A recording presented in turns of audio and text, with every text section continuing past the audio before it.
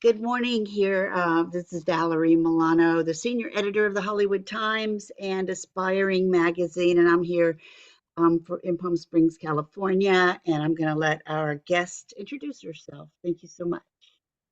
Good morning. I'm Malin Johansson, the director and screenwriter of the film Deck 5B. And hi from a dark Stockholm. I'm in the far north, so here the daylight is already gone, but it's a pleasure to be with you guys. Great. Thank you so much again for your time and sharing your film, your short film. There were a couple of moments of selfishness in this film depicted by uh, yeah, in the short. In your opinion, are parents ever allowed to be selfish, or should their whole lives be dedicated to their children? Ooh, that is a tough moral question to start off with.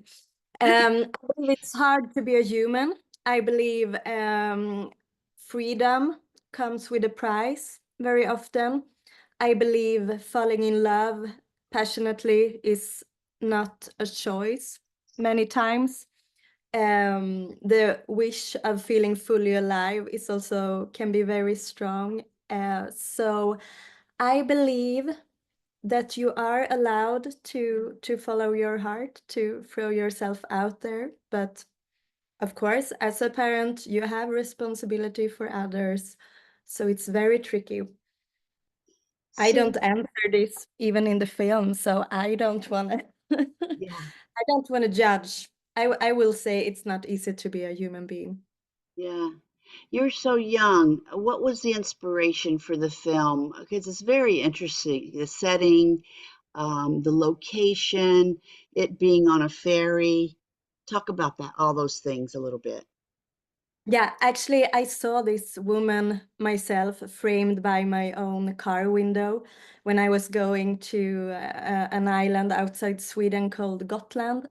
Actually, also the island where Ingmar Bergman lived, or he lived at a tiny one outside. But I was on my way there, and this woman drove up next to me, blushing cheeks, like couldn't help herself from smiling, ran out of the car, kissed the guy very passionately, and it was kids everywhere, like in his car, in her car. Um, when we were driving off again, like the mood completely shift. You know, you're not allowed to stay on parking deck during the ride, so we were gonna start our car to drive off. She didn't show this to the kids in her back seat, but I happened to see it because I was on the other side of her window. But she just looked in front of her as all her dreams had left her, and she had these silent tears running down her cheeks. And I was like, what happened? Like only a few hours. What was that?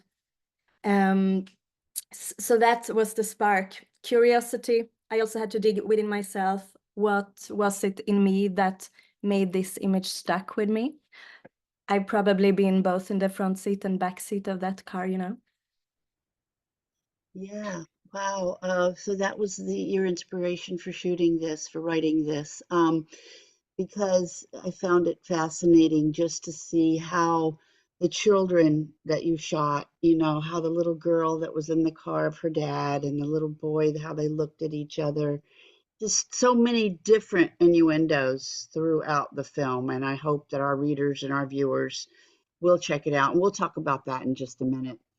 Getting Yes. back to the actual set of being on the ferry, how long did it take you to shoot it? Because obviously you said you're not allowed to be in the vehicle while it's moving. How did all that take place? Exactly. Shooting on a ferry boat with its own wheel and timetable and other passenger is, of course, an extra layer to the planning. We also shot it in November in Sweden, which means very few hours of daylight. But with a beautiful team and beautiful help also from the ferry boat, we managed. We had 4 days of shooting.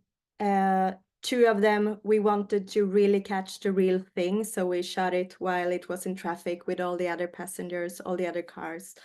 2 days we were on an empty boat where we could control the setting more. Sure. Yeah. Um, yeah, I mean, and there's no ending. I wanted to see how things worked out, right? In the film. Are there any possibilities that the audiences can expect to see a feature film based on this short? So we know maybe what's going to happen in the end? Yeah, I would be more than happy to work with Alma again, Pasty, who is portraying and playing the lead role here as Mia. I'm also very curious on what happens. It's almost like it's the beginning instead of the end, this one. Everything changed. They will continue their journey. So for sure, why not? But as it is now, it's a short, for sure. And so, just to wind it down, how can our viewers and our readers find the film, find out more about you and what you're doing next? Yeah, internet is always a great source. This is the second film in a trilogy of shorts. My first one, Madden, is also qualified for the Academy 2025. It premiered in Berlin last year, and that is also about how it is to be a human, having to choose between your duty and your desire or your longing. But instead, it's a 13-year-old girl, high-heeled shoes in cow dung is my very short pitch on that film. I'm also writing number 3 in this trilogy and my first feature as well, which is a film it's dedicated to everyone who ever tried to ride a skateboard on a gravel road, that film. But it's a different one. Yeah. So what is your website address or your social Oh yeah, media handles? exactly. It's Malin Ingrid on Instagram, and it's maliningrid.com. And also my production company Pine has a great website where you can find it all. So pine.se is also great. All right, thank you. We're the Hollywood Times Official is our YouTube channel, and the Hollywood Times Today is our online magazine, and aspiringmagazine.com. So thank you so much, Malin, for joining us today, and have a good evening there in Sweden. And Thank you. hopefully, maybe one day we can meet in person at one of these wonderful film festivals. I hope so too. Oh, Good thank luck you. to It's you. a All pleasure. right. Bye bye.